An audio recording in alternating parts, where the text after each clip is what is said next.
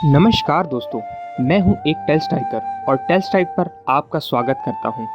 एक ऐसे महापुरुष जिन्होंने अपने जीवन काल में कोई भी चमत्कार नहीं किया, लेकिन अंधश्रद्धा, तृष्णा, अहंकार, रागलोक, द्वेष से मुक्त होने के लिए चार आर्य सत्य के मार्ग को दिखाया और जिन्होंने ईश्वर की जगह नैतिकता को स्थापित किया तथा सबके मंगलमय जीवन के लिए एक स्तंभ स्थापित किया। और वो कोई दुनिया बनाने वाले ईश्वर नहीं थे, बल्कि ईश्वर के स्वरूप में एक प्रभावशाली इंसान थे। इस महाकरुणामय सिद्ध पुरुष में ऐसी क्या बात थी जिसके कारण आज भी हम इन्हें प्रणाम करते हैं। तो बिना किसी देरी के चलिए शुरू करते हैं।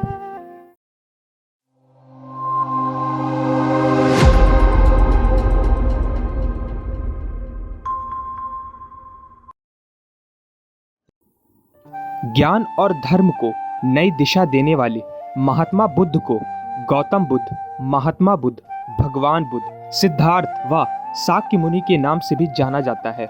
गौतम बुद्ध का जन्म 563 ईसा पूर्व में गंगा के मैदानी भाग में नेपाल के कपिलवस्तु लुम्बिनी शहर में हुआ, जो कि आज नेपाल का सबसे प्रसिद्ध तीर्थ स्थल है और उस समय भारत को जम्बूद्वीप के नाम से जाना जाता था।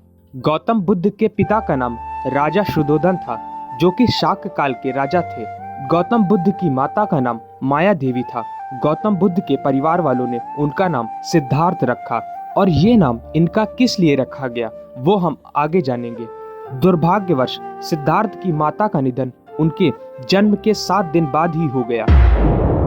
माया देवी की मृत्यु के बाद सिद्धार्थ का पालन पोषण माया देवी की बहन और राजा शुद्धोधन की दूसरी पत्नी महाप्रजापति गौतमी ने किया। अब क्योंकि प्राचीन काल में ऐसे सिद्ध पुरुष और महात्मा हुआ करते थे जो किसी का भी भविष्य बता सकते थे, तो अपने होने वाले बालक बुद्ध का भविष्य जानने के लिए राजा शुद्धोधन के द्वारा विद्वानों एवं साधुओं को बुलाया गया और उन्होंने सिद्धार्थ के जन्म से पहले ये सूचना दी कि सिद्धार्थ बड़े होकर एक महान राजा या सिद्ध पुरुष बनेंगे और समस्त जीवों के कल्याण के लिए ये बालक पृथ्वी पर जन्म लेगा। स्वयं धर्मराज इस पृथ्वी पर अवतरित होंगे। ये गरीबों, दुखियों और असहायों को कष्टों से मुक्ति दिलाएगा। और इस तरह थोड़े समय बाद जब राजा शुद्धोधन और माया देवी का एक पुत्र हुआ, तो विद्वानों और ब्राह्मणों ने उनके बालक का नाम सिद्धार्थ रखा, जिसका अर्थ है वह बालक जिसका जन्म सिद्धि प्राप्ति के लिए हुआ हो। और ये बात सुनकर राजा शुद्धोधन चिंतित हो गए। वो नहीं चाहते थे कि उनका पुत्र एक महान संत बने। वो सिद्धार्थ को उन्हीं की तरह एक महान राजा बनाना चाहते थे। अब राजा शुद्धोधन को हमेशा सिद्धार्थ के ग्रस्त जीवन को त्यागने की बात सताती थी, इसलिए उन्होंने सिद्धार्थ को महल की चौखट कभी पार करने ही नहीं दी और इस बात का ख्याल रखा कि वो कभी भी बाहरी दुनिया और उनकी पीड़ाओं और कष्टों के पास ना जा सके।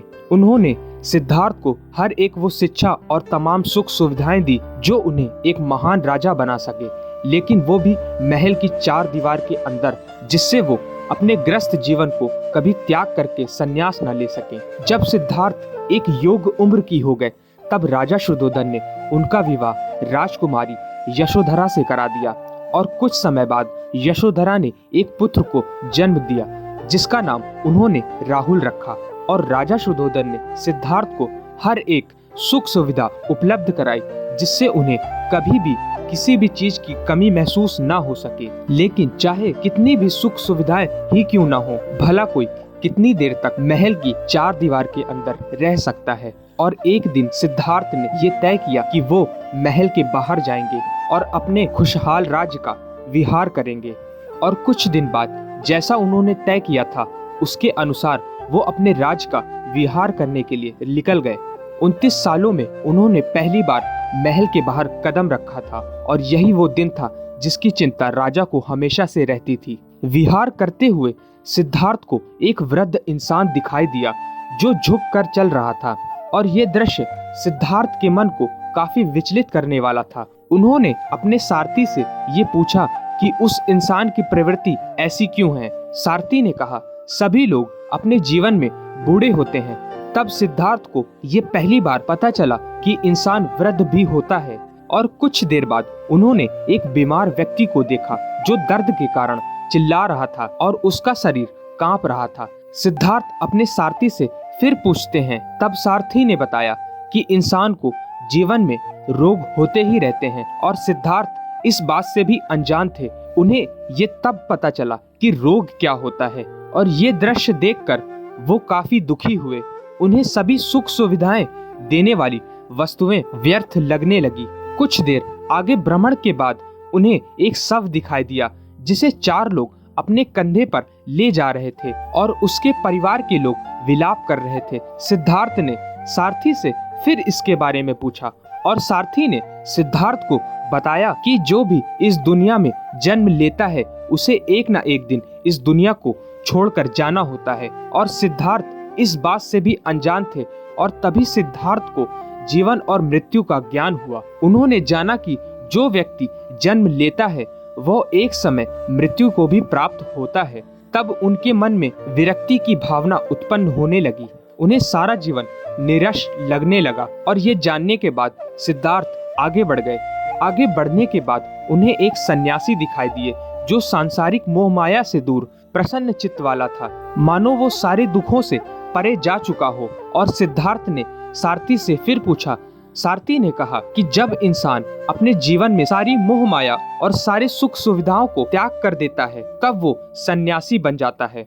इस दृश्य को देखकर सिद्धार्थ ने संकल्प लिया कि वो इस मोह माया को त्याग कर संन्यास ग्रहण करेंगे। और फिर वही बात हुई जिसका राजा को डर था। सिद्धार्थ जीवन के दुखों से परिचित हो गए थे। विहार के दौरान हुई घटनाओं ने उन्हें सोचने पर मजबूर कर दिया था कि इंसान को जब इस दुनिया में आकर दुख ही सहना है तो इस वैभव का क्या अर्थ। उन्होंने अपने इस वैभवशाली जीवन को छोड़ने और जीवन के शाश्वत मार्ग को खोजने का निर्णय लिया। उसी रात सिद्धार्थ अपनी पत्नी यशोधरा और पुत्र राहुल को छोड़कर सत्य की खोज में चले गए जिससे वो दुनिया में सुख शांति स्थापित कर सकें। सिद्धार्थ परम सत्य और शांति की खोज में गया के समीप उर्विलप के जंगलों में पहुंच गए।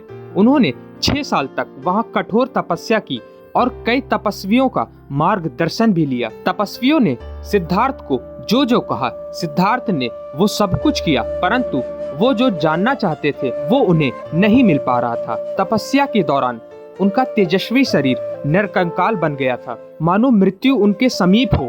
तभी जंगल के पास रहने वाले चरवाहे की बेटी सुजाता ने सिद्धार्थ को खीर खिलाई जिससे उनकी शरीर की खोई हुई शक्ति का वापस संचार हुआ।